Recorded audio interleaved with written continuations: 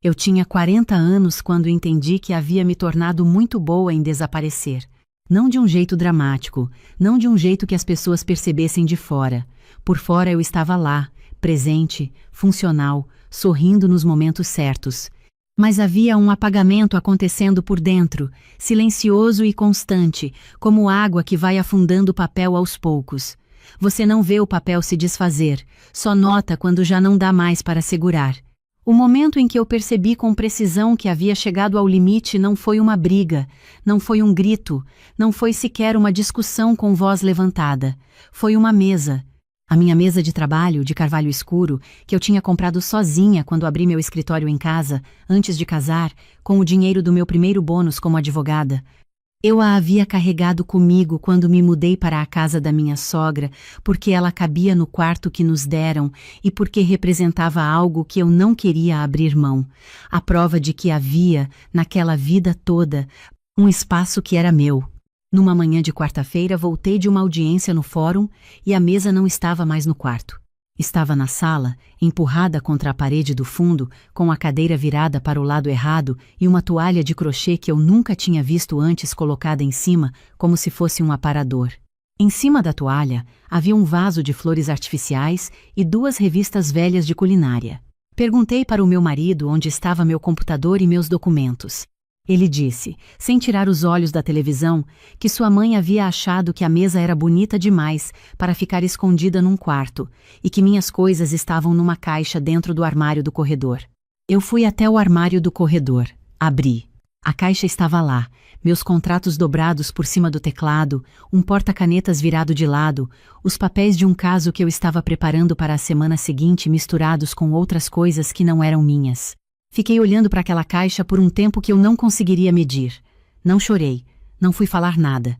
Fechei o armário com cuidado, fui ao banheiro, lavei o rosto, me olhei no espelho por uns segundos e sorri. Foi esse sorriso que a minha sogra nunca vai entender, que o meu marido nunca entendeu. Eles devem ter achado que era resignação, mas não era. Era o tipo de clareza que aparece quando você para de esperar e começa a calcular. Deixa eu te contar como cheguei até ali, porque essa história tem uma lógica que só faz sentido vista inteira. Eu me chamo Fernanda, sou advogada há 14 anos, trabalho principalmente com direito de família e contratos civis. Quem conhece essa área sabe que você lida o tempo todo com pessoas em situações onde o não dito acumulou por anos até virar processo.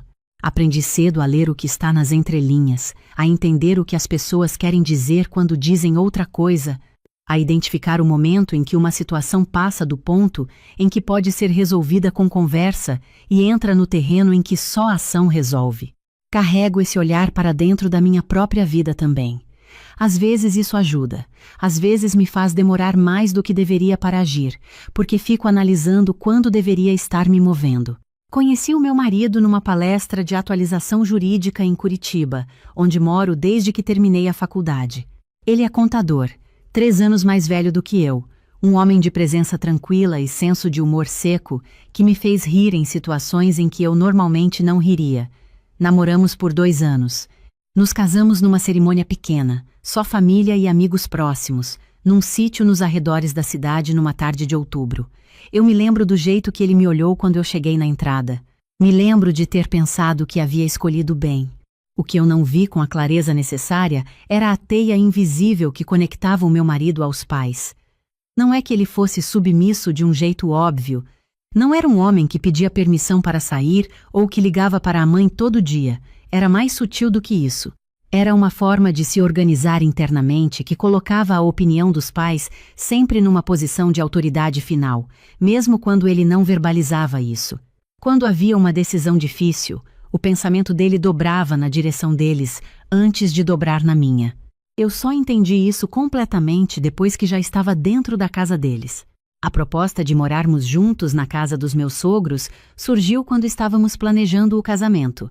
Meu sogro havia tido um problema cardíaco no ano anterior, uma cirurgia que correu bem, mas que deixou a família em estado de alerta constante. A casa era grande, um sobrado em bairro residencial de Curitiba com quarto de hóspedes que na prática nunca tinha sido usado para hóspedes. Havia espaço de sobra. E havia a lógica que meu marido apresentou com a seriedade de quem está propondo algo razoável. Sua mãe precisava de companhia, seu pai precisava de descanso. E nós dois estávamos nos momentos iniciais da vida profissional e podíamos poupar bem mais sem pagar aluguel. 1 ano, talvez 2, depois a gente comprava o nosso canto. A lógica era sólida o suficiente para eu aceitar. Cometi o erro que muita gente comete. Confundi lógica financeira com lógica emocional. Uma coisa é a conta fechar. Outra coisa é o custo daquilo que você não contabilizou. O primeiro mês foi de adaptação. Aprendi onde ficava cada coisa na cozinha, aprendi os horários da casa, aprendi que o meu sogro almoçava às 11h40 e que qualquer coisa depois das 12 já era tarde demais para o estômago dele. Fui aprendendo as regras sem que ninguém as explicasse de um jeito formal, porque essas coisas nunca são explicadas de jeito formal. São transmitidas em microexpressões, em tons de voz, em reorganizações silenciosas do que você colocou num lugar e eles moveram para outro. A minha sogra é uma mulher de 61 anos, cabelo curto, sempre penteado, com um jeito de falar em voz baixa que te obriga a prestar atenção, o que ela claramente sabe e usa a seu favor. Ela não era grossa. Era pior do que isso. Era educada de um jeito que tornava difícil nomear o que estava acontecendo. Quando ela dizia: "Que bom que você trouxe aquele prato, mas eu já tinha preparado o jantar de hoje", o que ela estava dizendo era que minha contribuição não era bem-vinda. Mas como você reclama de alguém que foi educada? O meu sogro era mais direto, no sentido de que não se dava ao trabalho de embrulhar o que queria dizer. Certa tarde, 3 semanas depois que nos mudamos, ele me chamou no corredor e disse, pausado e olhando nos meus olhos, que na casa dele as contas de luz e água pesavam mais no verão e que ele esperava que eu entendesse o que isso significava. Eu entendi. Significava que eu era hóspede e que hóspedes custam. Com o meu marido eu tentei. Não uma vez, várias. A primeira conversa séria foi no 3º mês, quando percebi que o quarto que era nosso, na prática, era o quarto que eles nos tinham dado, com as regras que eles tinham para aquele espaço. A porta não fechava com chave porque a minha sogra havia dito que não gostava de portas trancadas dentro de casa, que isso criava uma energia ruim. Eu disse ao meu marido que precisávamos de privacidade, que uma porta que fecha com chave não é luxo, é limite básico. Ele disse que eu estava sendo dramática, que a mãe dele era assim mesmo, sem mal-entendido, e que a gente conversava depois. Depois não chegou. A segunda conversa séria foi no 7º mês, quando fui trabalhar num caso urgente numa tarde de sábado, me instalei na sala com o computador porque o quarto estava quente e encontrei minha sogra meia hora depois sentada na poltrona ao lado, assistindo televisão no volume que ela considerava normal, que era alto o suficiente para tornar impossível qualquer concentração. Pedi gentilmente se ela poderia baixar um pouco. Ela disse que estava assistindo aquele programa há anos naquele horário e que a sala era de todos. Tecnicamente, ela tinha razão. Essa é a engenhosidade das regras que nunca são ditas em voz alta. Quando você tenta contestá-las, a outra pessoa pode sempre invocar o razoável. Fui para o quarto trabalhar com o calor. Fechei a porta que não travava. Liguei o ventilador no máximo. E fiz o que sempre fazia nesses momentos. Liguei para a minha irmã. Minha irmã mora em Florianópolis, é professora universitária e tem aquele jeito de ouvir sem interromper que faz você conseguir organizar o próprio pensamento enquanto fala. Naquela tarde, enquanto eu tentava explicar o que estava sentindo, percebi que estava usando palavras como adaptação e paciência e é temporário, e que ela ficou quieta do outro lado por 1 segundo antes de perguntar: "Fernanda, faz quanto tempo você fala isso?" Eu não respondi na hora, mas a pergunta ficou.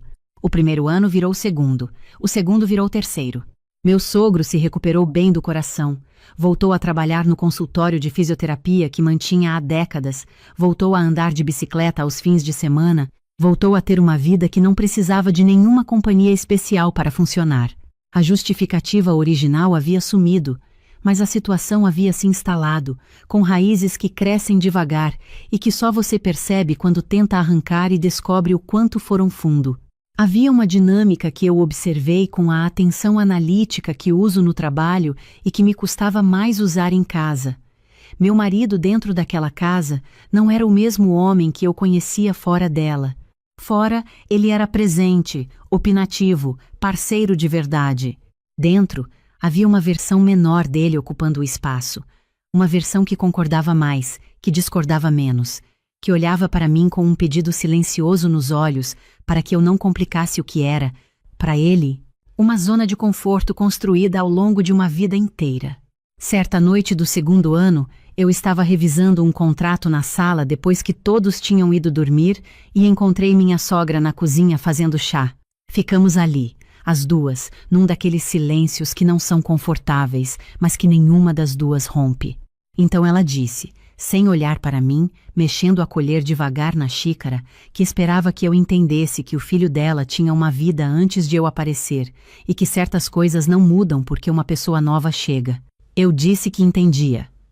Ela disse que bem, e foi para o quarto. Fiquei sentada na cozinha por um longo tempo depois disso.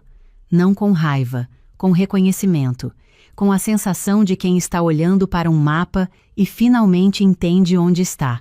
Fui para o quarto, deitei ao lado do meu marido que dormia e fiquei de olhos abertos no escuro por horas, não pensando em como sair de lá, ainda não.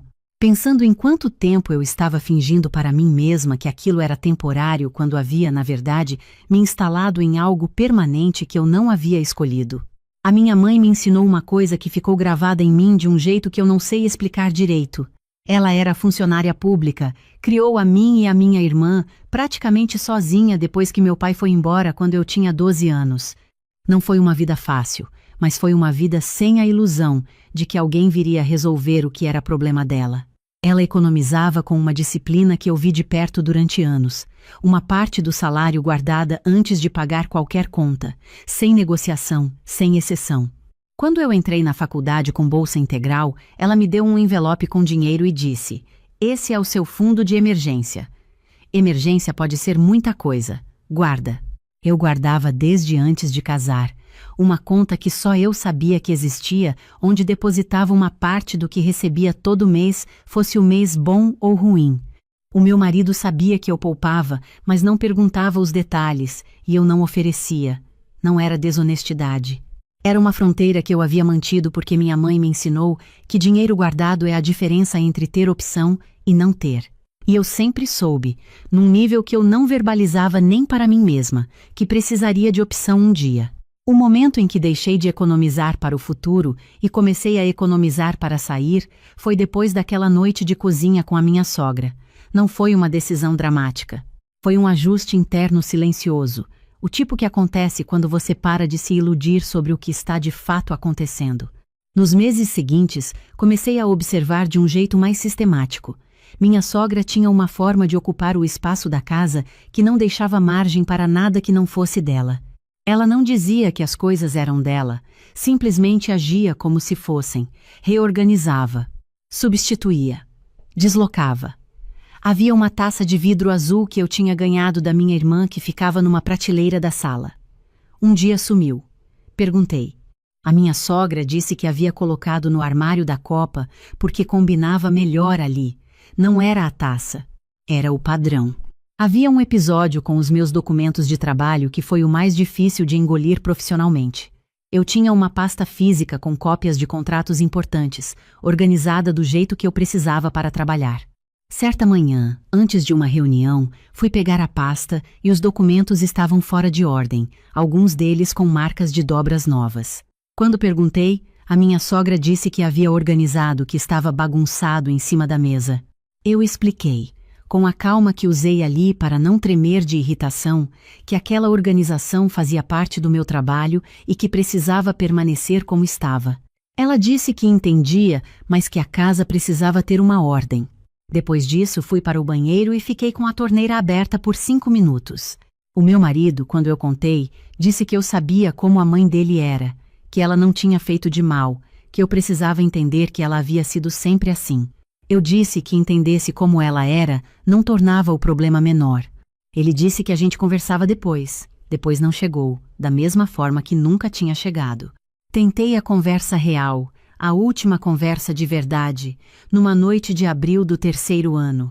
Ficamos no quarto com a porta fechada, eu disse tudo o que precisava ser dito, que eu não tinha uma casa, que tinha um quarto dentro da casa de outras pessoas, que eu precisava de um espaço onde existisse inteira, não apenas no canto que sobrava, que tínhamos condição financeira de comprar um apartamento e que eu queria que a gente fizesse isso. Que eu não estava pedindo que ele abandonasse os pais, estava pedindo que ele escolhesse o nosso casamento com a mesma energia com que escolhia a paz daquela casa. Ele ficou quieto por um tempo longo, depois disse que o pai não estava tão bem assim dos 2 últimos exames, que a mãe ficaria destroçada se a gente fosse embora, que talvez num ano as coisas estivessem mais estabilizadas, e aí a gente via que ele me amava, que não estava dizendo não, estava dizendo ainda não. Eu o ouvi com atenção. Assentei. Disse que entendia. E naquele momento, com a clareza fria que desenvolvi ao longo de anos lendo situações em que as palavras dizem uma coisa e a realidade diz outra, soube que ainda não era a versão educada de não, que a dor era minha, e que dor que pertence só a um lado não move o outro, não por crueldade, por ausência de urgência. Não disse mais nada. No dia seguinte, comecei a procurar imóvel. Não contei para ninguém, nem para minha irmã, nem para minha mãe, nem para minha colega de escritório Beatriz, com quem almoço toda terça-feira e que me conhece há 11 anos.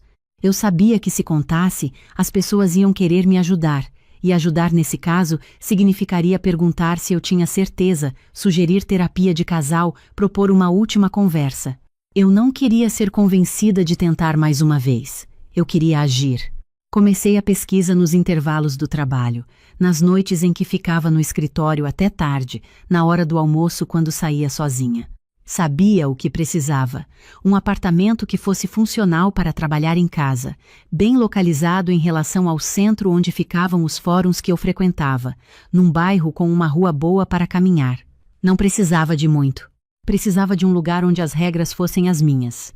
Fui ver imóveis em dias que o meu marido trabalhava e eu tinha a agenda mais livre.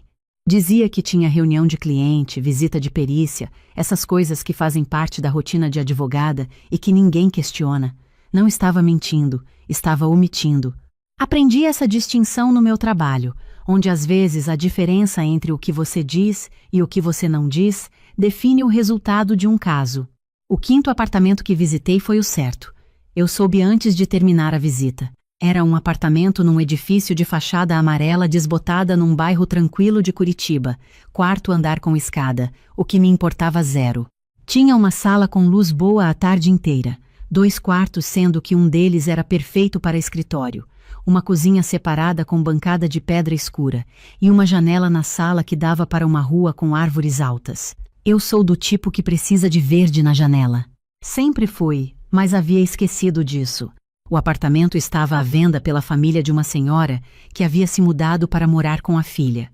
Estava semi-mobiliado, com alguns móveis antigos que eu poderia usar enquanto montava o meu jeito. As paredes eram cor de creme, um pouco amareladas pelo tempo, mas com uma luz quente no fim da tarde que fez algo no meu peito que eu não sentia há muito tempo. A sensação de querer voltar para um lugar. Fiz a proposta na semana seguinte. A negociação levou quase 2 meses. Cuidei de tudo pelo celular e pelo computador, nos horários que eu já usava para trabalhar, de um modo que não alterou nada na rotina visível da minha vida dentro da casa dos meus sogros. O corretor era um homem de nome Cláudio, objetivo e eficiente, que me mandava mensagens curtas e precisas e que nunca me fez perder tempo com conversa desnecessária. Gostei muito dele por isso. Quando assinei o contrato de compra e venda numa manhã de segunda-feira, saí do cartório e fui direto para uma banca de jornal na calçada comprar um café. Fiquei parada ali com a xícara de papel quente nas mãos, olhando para os carros passarem, e o que senti não foi alegria do jeito que as pessoas descrevem alegria. Foi algo mais quieto. Uma firmeza que eu não sentia no corpo havia muito tempo.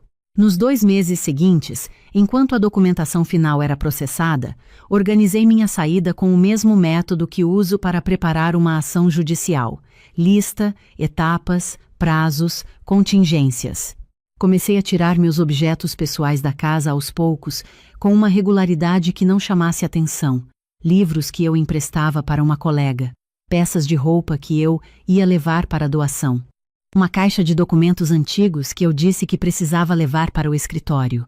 O porta-retratos da minha mãe que ficava na minha mesa, que um dia coloquei na bolsa dizendo simplesmente que precisava dele para mostrar uma coisa.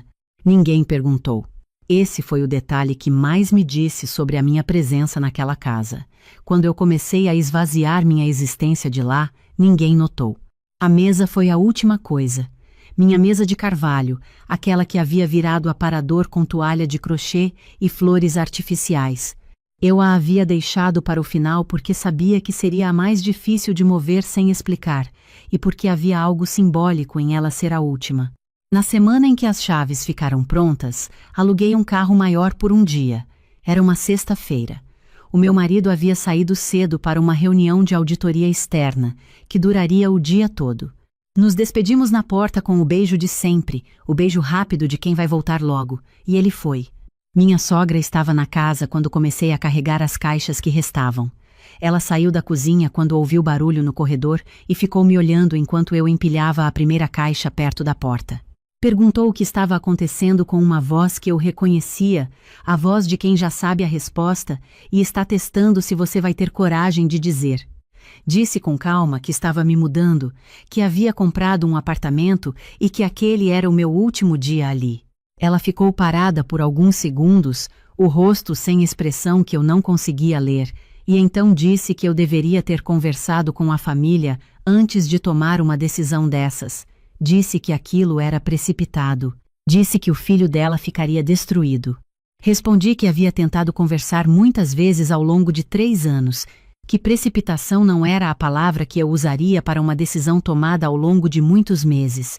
Que o meu marido e eu conversaríamos quando ele quisesse, com calma e respeito. Meu sogro apareceu vindo do quintal, de avental, com as mãos ainda sujas de terra, porque ele havia voltado a cultivar um jardim nos fundos depois que se recuperou. Ficou na entrada da cozinha me olhando do jeito que ele tinha de olhar, aquele que comunica que a última palavra é dele. Disse que eu não podia simplesmente levar coisas da casa assim, sem avisar, sem conversa. Eu disse, com o tom que uso quando estou num processo que vai virar confusão se eu não for clara, que as coisas que estava levando eram minhas, que eu tinha comprovantes de aquisição de boa parte delas, que era advogada e sabia exatamente quais eram os meus direitos e que se houvesse qualquer questionamento, eu teria prazer em resolver pela via que fosse necessária. Ele não disse mais nada. Fiz as últimas viagens com as caixas. A mesa veio por último, com a ajuda de um rapaz que eu havia contratado para o dia. Quando colocamos a mesa no caminhão e eu vi pela última vez a toalha de crochê e as flores artificiais jogadas no chão da sala, onde minha sogra as havia largado, senti algo que não era satisfação nem tristeza. Era o fim de um capítulo que havia durado mais do que deveria. Fechei a porta da frente com a chave que eu usava há 3 anos. Coloquei a chave em cima do sapateiro do corredor sem barulho. Desci a escada do sobrado com as mãos livres pela primeira vez em muito tempo. No carro, mandei mensagem para o meu marido. Disse que havia saído de casa, que tinha comprado um apartamento e que estaria disponível para conversar quando ele quisesse, que eu estava bem. Ele ligou 40 minutos depois. A voz estava diferente, com uma tensão que eu reconhecia, a voz de quem chegou num lugar que não esperava chegar. Perguntou o que havia acontecido.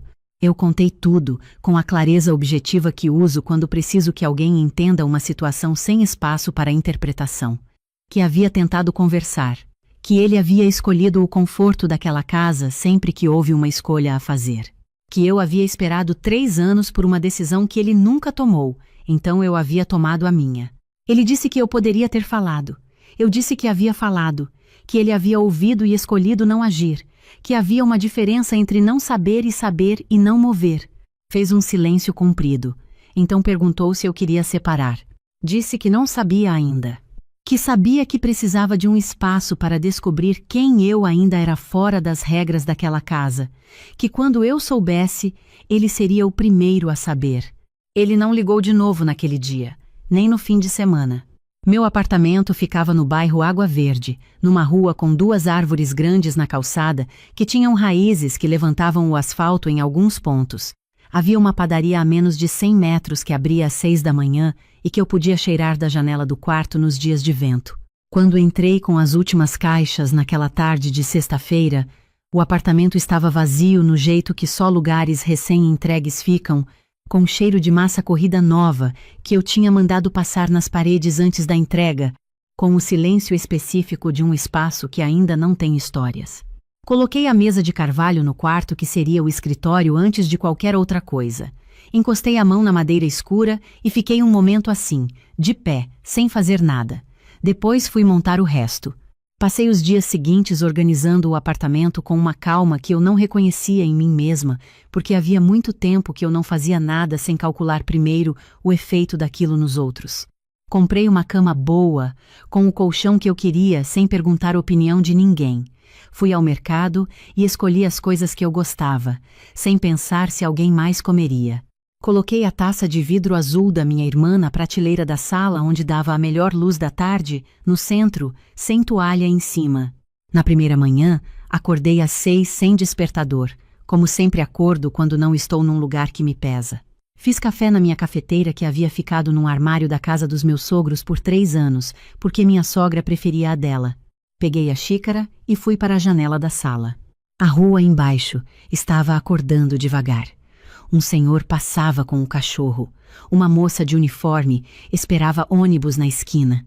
As 2 árvores grandes faziam sombra ainda no calçamento, que o sol ainda não tinha alcançado. Estava frio, o tipo de frio de Curitiba em maio que não tem misericórdia, mas que eu nunca deixei de gostar. Fiquei ali com a xícara nas 2 mãos por talvez 15 minutos, sem fazer mais nada, sem ter que ir para lugar nenhum naquela hora. Não havia televisão no volume alto do lado de fora. Não havia uma presença na cozinha que me fazia ajustar a posição antes de abrir a geladeira. Não havia o peso daquele cálculo constante de tom, de volume de voz, de quanto espaço eu estava ocupando. Era meu, simplesmente meu. O meu marido apareceu no apartamento no sábado da semana seguinte. Eu o deixei entrar, ofereci o café que era meu, sentamos na sala numa mesa pequena que eu havia comprado e conversamos por quase 2 horas. Ele disse que não havia percebido que as coisas estavam tão pesadas. Disse com uma honestidade sem drama que me fez acreditar nele. Isso era a parte mais triste. Ele realmente não havia percebido. Porque quando o peso é só de um lado, quem está no outro não sente o esforço que o primeiro está fazendo para carregar. Disse que não estava com raiva, que nunca havia sido raiva, exatamente. Era um cansaço construído ao longo de anos de esperar que ele escolhesse o nosso casamento com a mesma clareza com que escolhia evitar conflito. Que eu havia esperado que as coisas mudassem por si mesmas durante tempo demais. Ele ficou quieto com isso. Depois perguntou se havia alguma possibilidade de recomeçar. Disse que não sabia e que era uma resposta honesta, não uma evasão. Que se houvesse algo para reconstruir entre nós, precisaria ser sobre uma base diferente, uma onde eu existisse inteira, não apenas no canto que sobrava quando as outras coisas estavam resolvidas. Que eu precisava de tempo para descobrir o que eu ainda queria. Ele foi embora sem uma resposta e eu não pedi uma. Certas coisas precisam de espaço antes de virarem conversa. 6 meses depois, assinamos os papéis de separação num cartório perto do centro. Foi uma manhã fria de novembro, com aquela garoa miúda de Curitiba que não decide se é chuva ou névoa. Saímos do cartório pelos lados opostos do calçamento, sem drama, sem cena, com a sobriedade de 2 pessoas que se gostaram e não conseguiram resolver o que precisava ser resolvido. Eu o vi virar na esquina. Então olhei para os papéis na minha bolsa por um momento. Respirei. E fui embora. Minha mãe veio me visitar no 3º mês depois que me mudei. Passou 5 dias.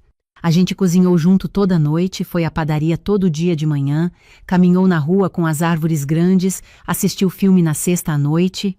Numa tarde, ela ficou parada no escritório, olhando para a mesa de carvalho com os livros e os documentos e o porta-canetas no lugar certo, e disse sem virar para mim: "Você parece você de novo." Não soube o que responder, então não respondi nada. Só fui até ela e a abracei. Na última noite, tomando chá na sala, ela disse que havia ficado preocupada comigo por quase 2 anos, que me via chegar para as visitas com um peso que ela não conseguia nomear direito. que havia rezado para que eu achasse o caminho de volta para mim mesma.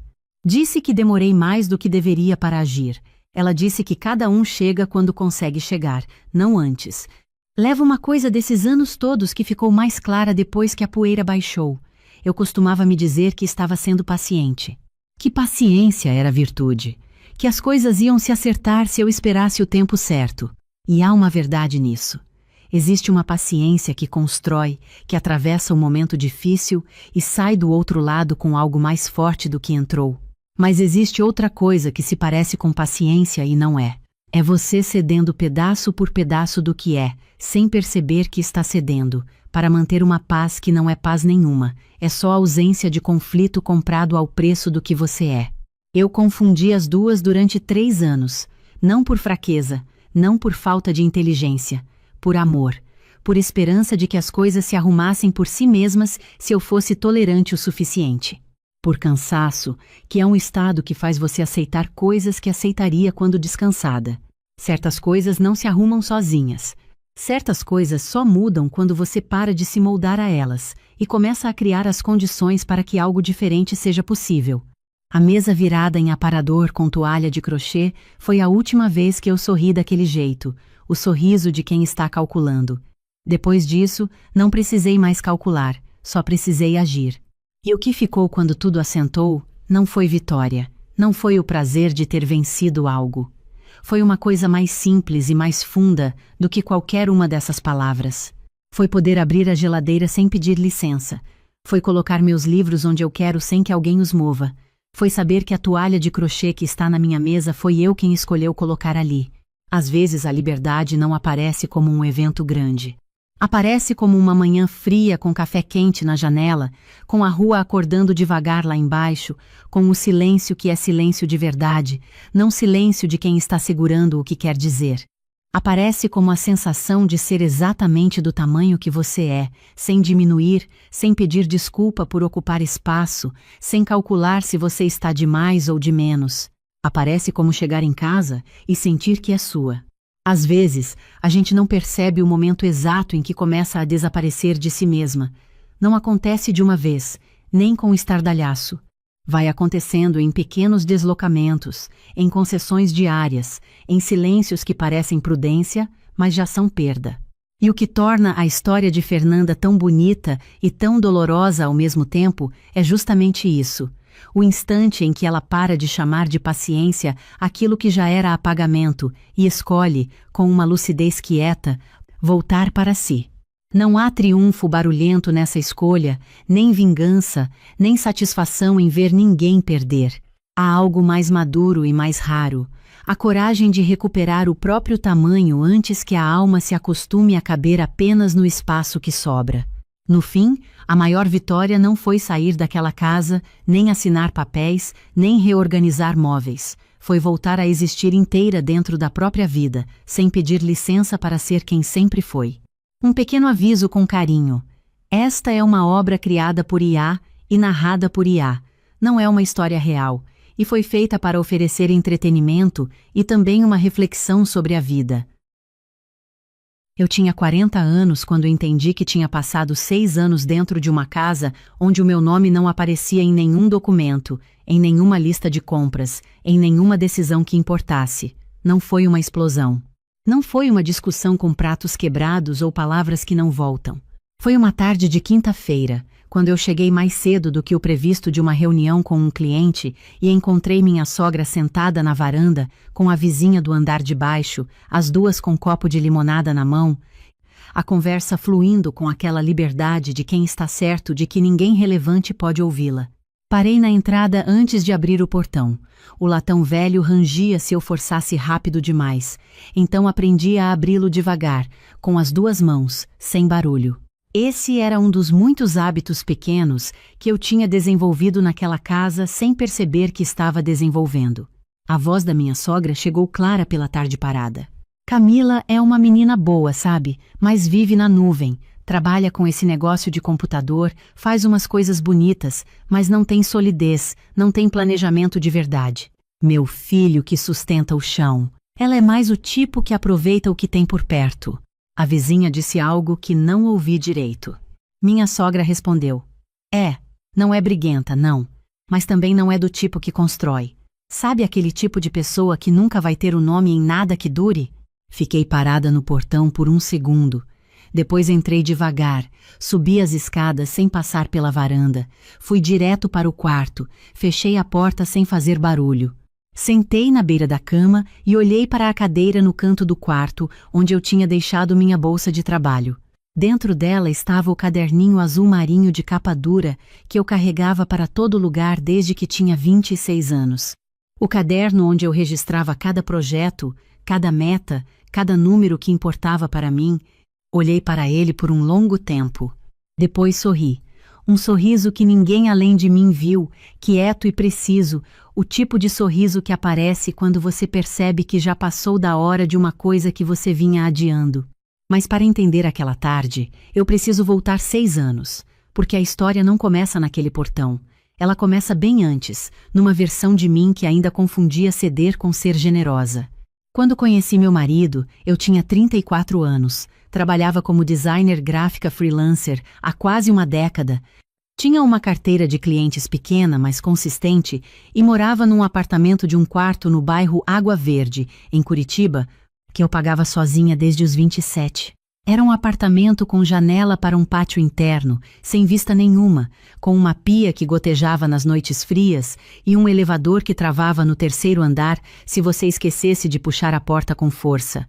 Mas era meu. Cada parede, cada canto, cada manhã silenciosa com café passado na hora que eu quisesse. Meu marido tinha 38 anos na época que nos conhecemos. Trabalhava como técnico em engenharia numa empresa de infraestrutura. Era organizado, atencioso, do tipo que lembra de detalhes pequenos que a maioria das pessoas ignora. No terceiro encontro me contou que morava com os pais no bairro Bacaxeri desde que voltou de uma temporada de trabalho fora do estado. O pai tinha tido um problema de saúde sério 2 anos antes. A mãe assumira a gestão da casa com uma rigidez que eu só fui entender depois, e ele tinha voltado para estar perto. Me contou isso com uma voz neutra, de quem apresenta um fato simples, sem pedir que eu endossasse a escolha. Na época, achei que aquilo dizia algo bom sobre ele. Um homem que não abandona a família quando é preciso estar. Demorei para aprender a diferença entre presença e dependência emocional de longo prazo. Nos primeiros meses de relacionamento, a minha sogra era exatamente o que eu precisava acreditar que ela era. Me chamava pelo nome com uma familiaridade quente. Perguntava sobre os meus projetos com o interesse de quem quer entender, servia café com aquela generosidade automática de mulher que passou a vida inteira expressando afeto através da cozinha. Eu saía de lá aos domingos achando que tinha encontrado uma segunda família. Ainda não sabia que certas boas-vindas têm prazo de validade, que algumas pessoas são generosas com você enquanto você é hóspede e passam a medir cada centímetro de espaço que você ocupa quando você vira moradora. Quando meu marido propôs que a gente morasse junto, a lógica dele era simples. A casa era grande, 3 quartos, quintal, garagem para 2 carros. Os pais estavam mais velhos e precisavam de companhia próxima, mas não de ajuda constante. A gente ficaria no quarto do fundo, o maior, que tinha banheiro próprio, temporariamente. Enquanto organizávamos a vida, juntávamos mais dinheiro, procurávamos um imóvel nosso. Eu ouvi a palavra temporariamente e não perguntei quanto tempo ela durava.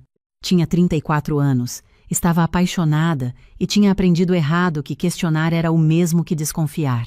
Me mudei com 4 caixas de livros, 2 monitores de trabalho, meu equipamento de estúdio improvisado que cabia numa mochila grande e o caderninho azul marinho que eu usava para planejar tudo. Casei numa cerimônia pequena, num sítio perto de Colombo, com 30 pessoas que eram de verdade importantes para nós dois. Almoço longo, sem protocolo. Foi um dia bonito. Eu ainda guardo essa memória com cuidado, separada do resto. O quarto era grande, como ele tinha dito. Mas a decoração era a que estava desde que o quarto havia sido reformado anos antes, com as escolhas de cor da minha sogra, a colcha que ela tinha comprado, as cortinas pesadas num tom de bege que nunca seria o meu. Tinha um escritório improvisado no canto com uma mesa que já estava lá, encostada na parede de um jeito que atrapalhava a janela. Eu perguntei se podia reorganizar os móveis para ter mais luz natural para trabalhar. Minha sogra disse que ia ver, porque a posição da mesa tinha um motivo que ela precisava se lembrar qual era. Nunca se lembrou. A mesa ficou onde estava. Montei meu setup de trabalho num canto do quarto com a luz que tinha. Aprendi a trabalhar de manhã cedo, antes de todo mundo acordar, quando a casa ainda estava quieta e a luz do sol entrava horizontal pela fresta da cortina e pousava exatamente no lado onde eu ficava. Eram as melhores horas. As únicas horas em que aquele quarto parecia completamente meu. A cozinha tinha uma organização que ninguém explicou e que era absoluta. Minha sogra cozinhava no almoço todos os dias e no jantar às terças, quintas e fins de semana. Nos outros dias eu podia usar o fogão, desde que deixasse a bancada do jeito que estava antes. Uma vez, reorganizei os temperos para ter mais espaço perto do fogão enquanto cozinhava, e quando fui usar no dia seguinte, tinham voltado para o lugar original. Não houve conversa sobre isso. As coisas simplesmente voltaram para onde ela entendia que deviam estar. No segundo ano, comecei a trazer trabalho para o fim de semana com mais frequência. Tinha fechado um contrato maior com uma rede de clínicas que precisava de identidade visual completa, o projeto mais robusto que eu tinha tido até então. Trabalhava no quarto com fone, a porta fechada, o caderninho cheio de anotações e cronogramas. Minha sogra bateu na porta numa tarde de sábado para dizer que o almoço estava na mesa. Agradeci e disse que terminaria em 20 minutos. Ela abriu a porta mais um pouco e olhou para a minha mesa de trabalho com uma expressão que eu não soube nomear na época.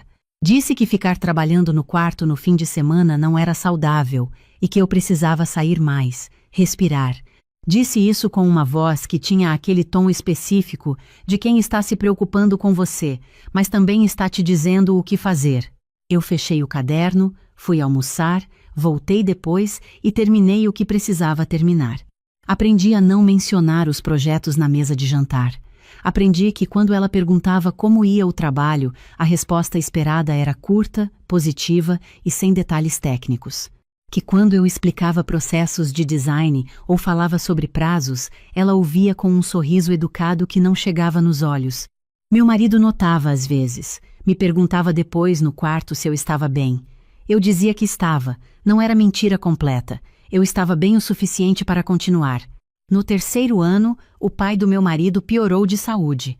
Não gravemente, mas o suficiente para que ele precisasse de mais atenção, mais consultas, mais ajuda com a rotina. A dinâmica da casa mudou.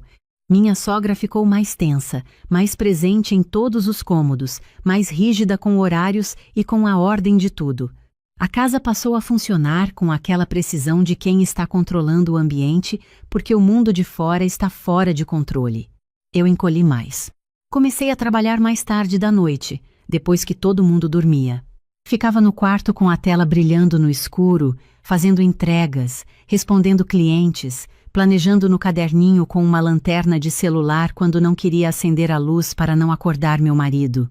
Era uma vida que cabia nos espaços que sobravam dos horários de outra pessoa. Numa noite, depois de uma reunião online que tinha ido muito bem, fechei o notebook, abri o caderninho e olhei para os números ali. Tinha uma coluna que eu atualizava todo mês desde que tinha começado a trabalhar sério como freelancer. Receita, despesas, reserva. Desde que eu tinha me mudado para aquela casa, a coluna de despesas tinha encolhido de um jeito significativo. Sem aluguel, sem conta de luz no meu nome, sem condomínio. Contribuía com o mercado, com algumas contas de serviço, mas era uma fração do que eu gastava antes. A reserva tinha crescido. Fiquei olhando para aquela página por um tempo. Depois fechei o caderno e o coloquei na gaveta da mesa de trabalho. Na manhã seguinte, quando fui buscar, o caderno estava em cima da mesa, fora da gaveta. Minha sogra tinha arrumado o quarto enquanto eu estava no banheiro. Não era a primeira vez. Eu tinha pedido uma vez, com cuidado, que ela não mexesse nas coisas da minha mesa de trabalho porque eu tinha um sistema e era fácil perder o fio de projetos em andamento. Ela disse que entendia, que só tinha dado uma organizadinha rápida porque a mesa estava muito cheia. Guardei o caderno na mochila. A partir daquele dia, ele nunca mais ficou na mesa.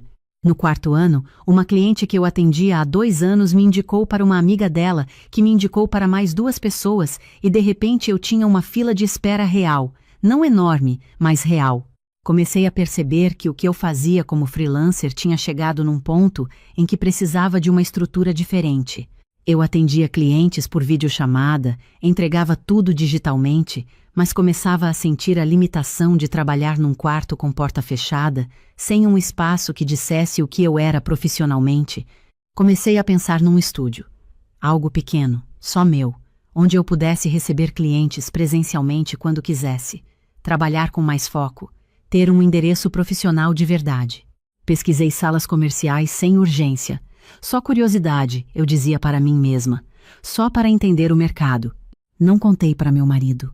Sabia que se contasse ele diria que era cedo, que a gente estava juntando dinheiro para outra coisa, que aquilo podia esperar. E essa conversa chegaria até minha sogra antes do fim do dia. Com aquele jeito dela de saber de tudo o que acontecia dentro daquela casa, antes mesmo que as coisas se consolidassem. Eu ainda não tinha certeza do que queria, mas queria entender o que era possível antes de defender qualquer coisa em público. Foi nessa época que ouvi minha sogra pela primeira vez me descrever para alguém de fora. Estava na cozinha adiantando uns ajustes num projeto, com fone só em um ouvido, e ela estava na varanda com a irmã dela que tinha vindo visitar. A janela estava entreabertas. A voz da minha sogra entrava limpa.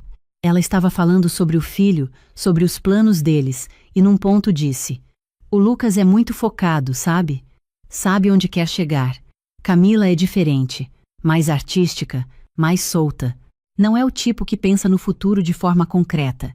Vive de projeto em projeto, sem estrutura. Faz umas coisas bonitas, mas não é o tipo que vai ter o nome em algo que dure." Fiz uma pausa no que estava editando. Ouvi o restante com uma atenção estranha, quase clínica. Não senti raiva imediata. Senti algo mais fundo, mais quieto, que era o reconhecimento de uma narrativa que tinha sido construída sobre mim sem que eu tivesse sido consultada em nenhum momento. Em algum ponto dos últimos 4 anos, sem que eu percebesse direito, eu tinha me tornado uma personagem dentro de uma história que não era minha. A nora artística, a que vive nas nuvens, a que não constrói nada de concreto. Fechei o projeto, apaguei a tela, fui para o quarto. Abri a mochila, tirei o caderninho azul marinho, abri na página dos números, fiquei olhando para a coluna da reserva por um tempo longo. Depois abri o aplicativo do banco numa nova aba e fiquei olhando para o saldo da conta de investimentos que eu tinha aberto 2 anos antes, quase como um experimento. Aportes mensais que eu fazia sem alarde, porque minha sogra não sabia que eu investia e meu marido sabia que eu poupava, mas nunca perguntou exatamente quanto. Fechei o aplicativo, não disse nada, mas alguma coisa tinha se movido dentro de mim com uma precisão que eu não sentia fazia muito tempo. Nos meses seguintes mantive tudo exatamente igual por fora. Acordava cedo, trabalhava, jantava com todos, ouvia as histórias do dia, lavava meu copo, ia dormir. Por dentro eu estava fazendo contas de outro tipo. Retomei a pesquisa de imóveis comerciais com mais seriedade.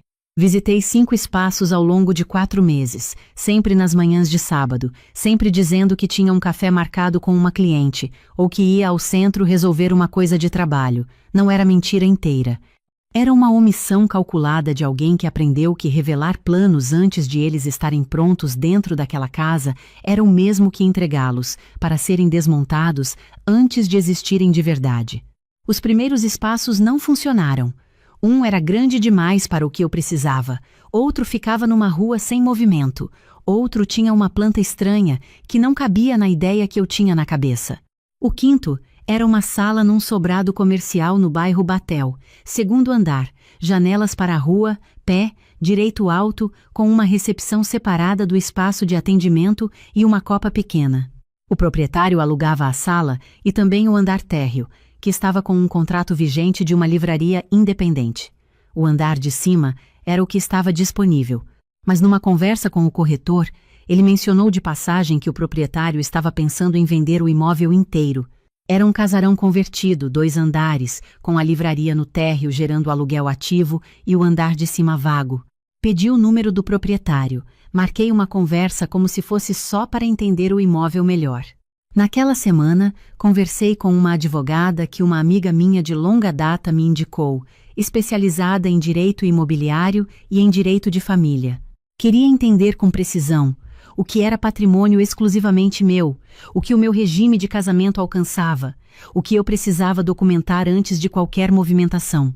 Ela me explicou cada ponto com uma clareza que me fez sentir, pela primeira vez em muito tempo, que eu estava em terreno firme. Saí daquela conversa com um mapa na cabeça. Voltei ao imóvel mais 2 vezes. Na segunda visita fiquei parada no andar de cima. Olhei para as paredes, para a luz que entrava pelas janelas da frente, para o espaço onde eu colocaria minha mesa e a cadeira para clientes. Pensei nas horas da madrugada com a tela brilhando no escuro. Pensei no caderninho que vivia dentro da mochila porque não tinha uma gaveta que fosse inegociavelmente minha. Pensei em quantas manhãs eu tinha acordado querendo um espaço que dissesse, em algum documento, que eu existia ali com intenção e com construção. Na terceira visita, sentei na janela do segundo andar e olhei para a rua embaixo. Era uma rua com muitas árvores, um café na esquina com mesinhas na calçada, movimento calmo de um bairro que funciona sem pressa. Lembrei da voz da minha sogra dizendo que eu não era o tipo que ia ter o nome em algo que durasse. Assinei o contrato de compra numa segunda-feira de manhã no cartório, entre 2 reuniões. Saí de lá, fui ao café da esquina, pedi um carioca e um pão de queijo, sentei do lado de fora. Dentro da bolsa havia um documento dizendo que aquele imóvel estava registrado no meu nome, com a renda do térreo cobrindo boa parte das despesas e o andar de cima esperando que eu decidisse exatamente o que fazer com ele. Tomei o café com calma. Depois voltei para o meu dia normal. Contratei uma empresa pequena de reforma para o andar de cima. Pintura nova em branco, iluminação revisada, um balcão de recepção simples de madeira clara, estantes embutidas para os livros de referência que eu tinha acumulado ao longo de anos, uma poltrona de atendimento, plantas nas janelas. A obra durou 6 semanas. Eu passava lá nas tardes de quarta-feira, entre uma entrega e outra, para acompanhar o andamento.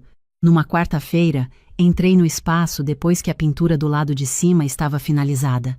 As paredes brancas, a luz da tarde entrando pelas janelas e cortando o chão de madeira em faixas longas e douradas. Fiquei parada no meio da sala. Olhei para onde iria minha mesa.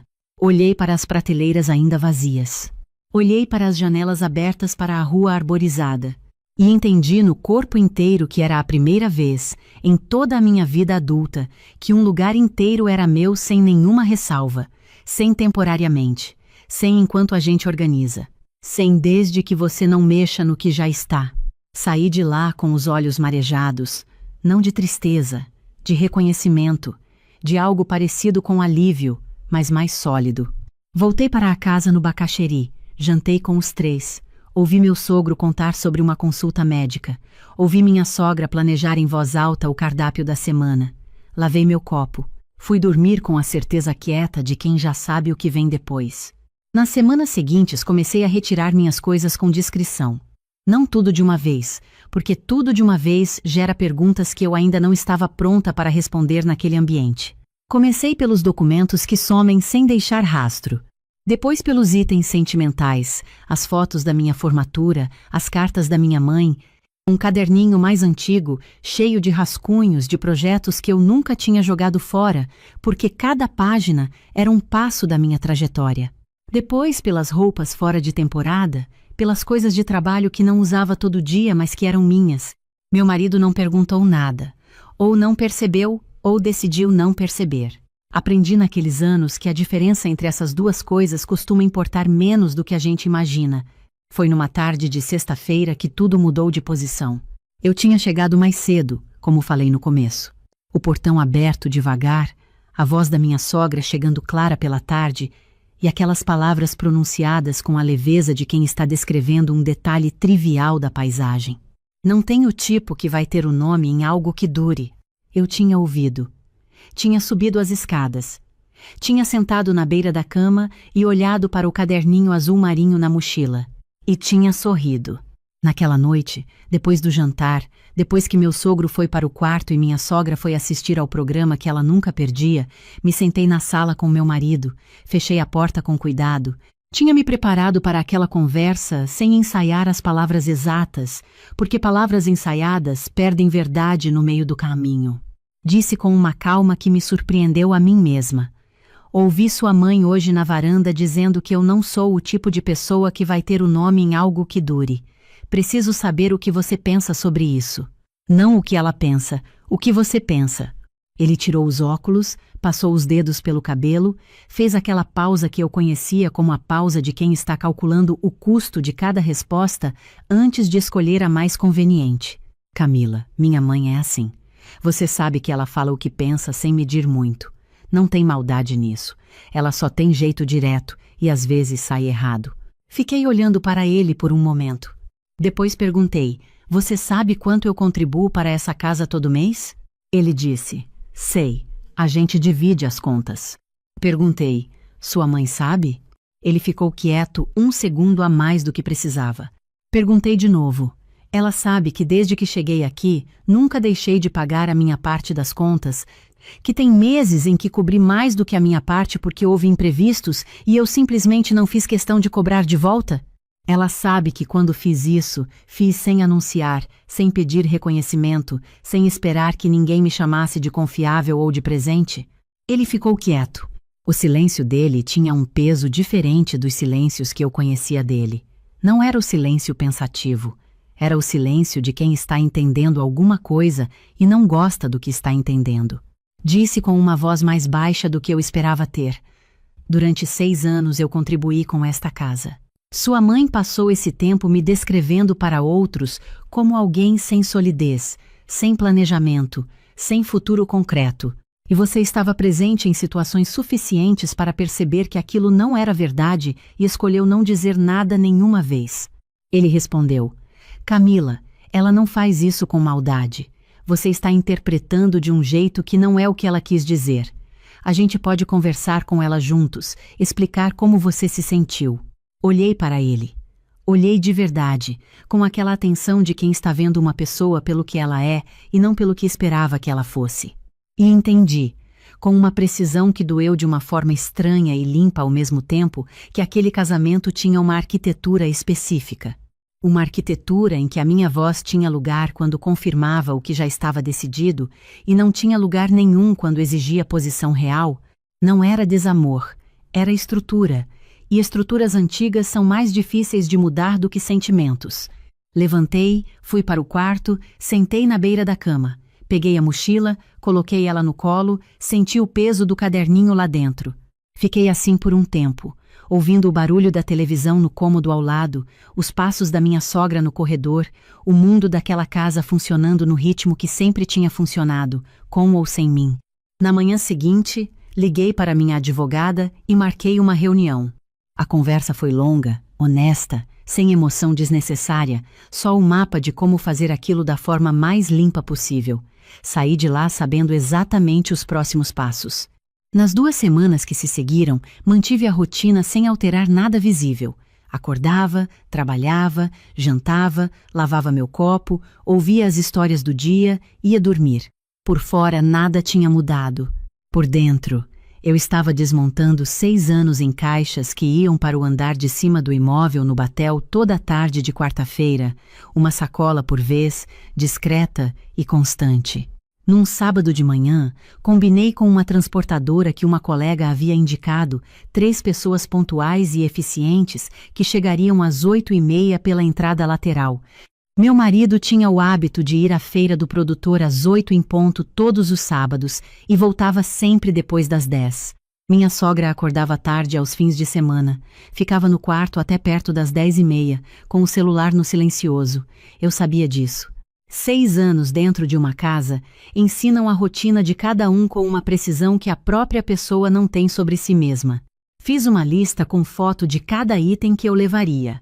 Os móveis que eu tinha comprado com dinheiro meu e que tinham nota fiscal no meu nome, o notebook profissional, os 2 monitores do setup de trabalho, a mesa de luz, os livros que eu tinha adquirido ao longo de 6 anos, a estante pequena que eu mesma tinha montado no 2º ano num domingo de chuva, usando instruções que baixei da internet e mais teimosia do que habilidade, o caderninho azul marinho, e um vaso de cerâmica azul com uma samambaia que eu cultivava desde o apartamento do Água Verde, que minha sogra tinha colocado no corredor logo que eu trouxe para o quarto, dizendo que ficava melhor com mais circulação de ar.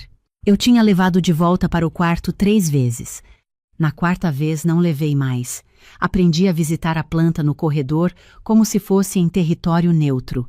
O caminhão chegou às 8h26. Eram 2 homens que trabalharam em silêncio, rápidos, sem perguntas desnecessárias. Às 10h10, os últimos itens estavam sendo descidos. Faltava um monitor e 2 caixas de livros quando ouvi a porta do quarto da minha sogra abrir no corredor. Ela não tinha ficado no quarto até tarde naquele dia. Tinha acordado antes do horário por alguma razão que eu não soube qual. Ouvi os passos lentos, o som das chinelas no corredor, ela descendo as escadas. Parou na entrada da sala. Olhou para os 2 homens. Olhou para as caixas. Olhou para mim. O que está acontecendo aqui? Estou indo embora. A voz saiu com uma calma que era real, não performada. Eu estava calmamente indo embora. Ela ficou me olhando com uma expressão que eu não tinha visto nela em 6 anos. Não era raiva, era confusão. O tipo de confusão de quem percebe de repente que a realidade era significativamente diferente do que achava. Mas para onde você vai? O que você está levando? Você não pode fazer isso assim. Precisa falar com o meu filho. Pode falar com ele, eu disse. O número você tem. Ela pegou o celular. Eu ouvi a voz dela subir enquanto o último monitor era embalado, enquanto as caixas de livros eram levadas pela entrada lateral, enquanto o vaso de cerâmica azul com a samambaia era carregado com cuidado para o caminhão. Quando terminaram, fiz uma última volta pelo quarto. A cama ficou. Era da casa. Tinha sido antes de mim. A penteadeira ficou. As cortinas pesadas no tom de bege que nunca foi meu, ficaram. As marcas na parede onde a estante tinha estado por 2 anos ficaram. Passei pelo corredor com a mochila no ombro. O corredor estava vazio, desci as escadas. Minha sogra estava na sala com o celular ainda na mão. Me olhou com aquela expressão que eu ainda não tinha visto nela. Camila, espera. Você está reagindo assim por causa de uma coisa que você interpretou de um jeito que não era. A gente precisa conversar. Eu não quis dizer o que você acha que eu disse. Parei na porta. Me virei.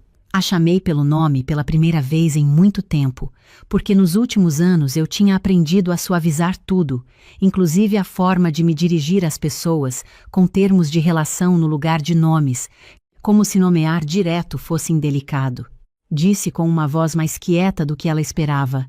Durante 6 anos eu contribuí com esta casa sem que a senhora soubesse, porque meu marido nunca contou. A senhora passou esses 6 anos me descrevendo para outras pessoas como alguém sem planejamento, sem solidez, sem o tipo de futuro que dura. Eu ouvi. E eu entendo agora que a senhora acreditava no que dizia, porque nunca tinha os dados completos. Ela abriu a boca. Eu continuei. O imóvel onde eu vou morar está registrado no meu nome. Comprei há 2 meses. 2 andares com locação ativa. O segundo andar é o meu estúdio. Meu CNPJ, minha placa, minha agenda do jeito que eu decidi. A senhora pode conferir no cartório se quiser. O nome está lá. Ela ficou olhando para mim como quem está tentando remontar um quebra-cabeça cujas peças sumiram. Mas as contas daqui vão ficar mais caras para mim e para o meu filho sem a sua parte, ela disse. As contas de vocês resolvem, eu disse. As minhas eu já resolvo faz tempo. Saí. Fechei a porta sem bater. Sem drama, com o mesmo cuidado com que eu sempre fechava aquela porta, porque eu tinha aprendido que barulho desnecessário incomodava. Entrei no meu carro. O caminhão já tinha saído. Coloquei o carro em movimento, saí daquela rua sem olhar pelo retrovisor uma vez sequer. Meu marido me ligou 40 minutos depois. Eu estava no 2º andar do batel, supervisionando a entrada dos móveis, quando decidi atender. Camila, o que está acontecendo? Minha mãe está desesperada. Você foi para a casa da sua mãe? Cadê você? Estou na minha casa, eu disse. Silêncio. Que casa? Você alugou alguma coisa sem me contar? Comprei um imóvel no Batel. Casarão comercial de 2 andares, registrado no meu nome há 2 meses. O térreo tem contrato de locação ativo. O andar de cima é o meu estúdio. O silêncio dessa vez durou mais. Tinha um peso diferente dentro dele. Camila, esse dinheiro era nosso. A gente precisava ter decidido isso juntos. Você não podia tomar uma decisão assim sem conversar comigo. Respirei fundo antes de responder. Tinha me custado muito chegar até ali e eu queria ter precisão, não emoção. Durante 6 anos eu contribuí com a sua casa. Eu disse: sua mãe não sabia disso porque você nunca contou para ela. Ela passou esses 6 anos me descrevendo para outras pessoas como alguém sem planejamento concreto, sem solidez, sem nome em nada que dure. Você estava presente em situações suficientes para saber que aquilo não era justo e ficou quieto. O dinheiro que usei para comprar o imóvel é resultado do meu trabalho, dos meus projetos, dos meus anos de construção que aconteceram em silêncio porque era o único espaço que me sobrava. Eu recomendo que você consulte um advogado sobre o processo. O meu já foi consultado. Desliguei. Naquela noite, depois que os móveis estavam posicionados e os 2 homens da transportadora tinham ido embora, sentei no chão do 2º andar, com as costas encostadas na parede branca, ainda com leve cheiro de tinta nova. Fiquei ouvindo a rua lá embaixo. Um ônibus passando, vozes de calçada chegando fragmentadas, o ruído constante e indiferente de uma cidade que não para por ninguém. Era um silêncio diferente de tudo que eu tinha conhecido nos últimos 6 anos. Não era o silêncio comprimido de quem aprende a não ocupar espaço para sobreviver. Não era o silêncio de quem está calculando quanto pode falar antes de incomodar. Era o silêncio de quem chegou onde precisava chegar e pode ficar quieta por escolha, não por necessidade. O vaso de cerâmica azul com a samambaia estava na janela. A luz do poste de fora entrava e desenhava a sombra das folhas no chão de madeira clara. O caderninho azul marinho estava em cima da minha mesa, que estava onde eu tinha decidido que ficasse, na posição certa para aproveitar a luz da manhã. Nos meses seguintes a vida foi se reorganizando com uma clareza que chegava a me surpreender na velocidade com que acontecia. Abri o estúdio formalmente. CNPJ, placa na porta com o meu nome em tipografia limpa que eu mesma escolhi, agenda com os meus horários, clientes atendidos nos dias e nas horas que eu decidi. Os projetos que eu tocava no escuro, com fone no ouvido e tela brilhando no quarto de outra pessoa, migraram para uma mesa com janela para a rua arborizada. Abri 3 vagas novas, preenchi em menos de um mês. Comecei a montar um curso de branding para pequenas empreendedoras, uma ideia que eu tinha registrada no caderninho há 3 anos, sempre adiada, porque antes de chegar na minha ideia, sempre havia a agenda de outra pessoa consumindo a energia que sobrou do dia. Sem a agenda de outra casa, a energia voltou inteira. O processo de separação seguiu pelo caminho jurídico, sem cenas públicas, com a frieza necessária de quem está desfazendo algo que na prática já estava desfeito, havia mais tempo do que o papel registrava. Semanas depois recebi uma mensagem da minha sogra dizendo que eu tinha exagerado, que tudo tinha sido um mal-entendido que uma conversa podia resolver, que ela nunca quis me magoar com nada do que disse. Li a mensagem 2 vezes, com atenção. Depois coloquei o celular na mesa de trabalho, me levantei, fui até a copa, fiz um café, voltei, sentei na poltrona de atendimento que estava vazia naquele horário, olhei pela janela para as árvores da rua. Não respondi. Não por raiva, não por rancor. Não respondi porque algumas conversas chegam quando não têm mais a função que teriam tido se tivessem chegado antes. E porque eu não tinha mais nada a esclarecer para quem, em 6 anos, nunca se perguntou o que eu estava construindo em silêncio. O que ficou daquele período, o que eu carrego não como ferida, mas como clareza, é algo que cabe numa frase, mas que me custou 6 anos entender completamente. Independência financeira não é desconfiança, não é frieza, não é falta de amor pelo outro. É a diferença entre ter um lugar de onde falar e ser apenas uma presença tolerada dentro da fala de outra pessoa. Entre contribuir para um espaço e pertencer a ele de verdade.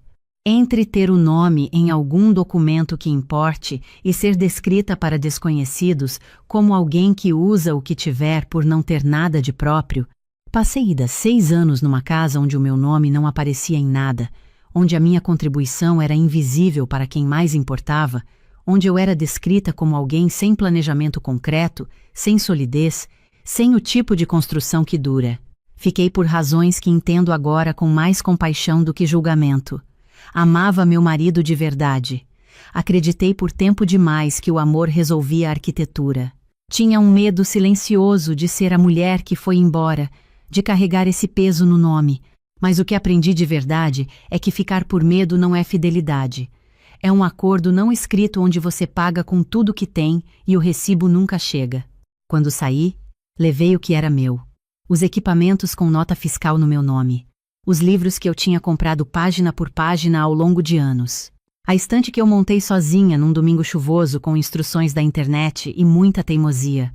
O caderninho azul marinho que viajou dentro da mochila por 6 anos porque não havia uma gaveta inegociavelmente minha. E o vaso de cerâmica azul com a samambaia, que agora fica na janela do segundo andar onde entra sol da tarde inteira, exatamente onde eu decidi que ela ficasse, sem que ninguém a mova. Hoje, quando chego de manhã para trabalhar, subo as escadas de madeira que rangebem levemente no segundo degrau, paro um segundo diante da porta, coloco a chave na fechadura, ouço o clique do trinco. Fico um segundo assim, com a mão na maçaneta, antes de entrar. Virou um ritual sem que eu planejasse que virasse. É o segundo em que lembro de uma mulher que disse numa varanda, com a leveza de quem não imagina estar sendo ouvida, que eu era o tipo de pessoa que não ia ter o nome em nada que durasse. Sorrio. O mesmo sorriso quieto de sempre, pequeno, só meu. Só que agora é dentro do meu espaço, com o meu nome na placa, o caderninho azul marinho aberto na mesa, a janela dando para a rua com árvores e a samambaia verde e viva exatamente onde eu escolhi que ela ficasse.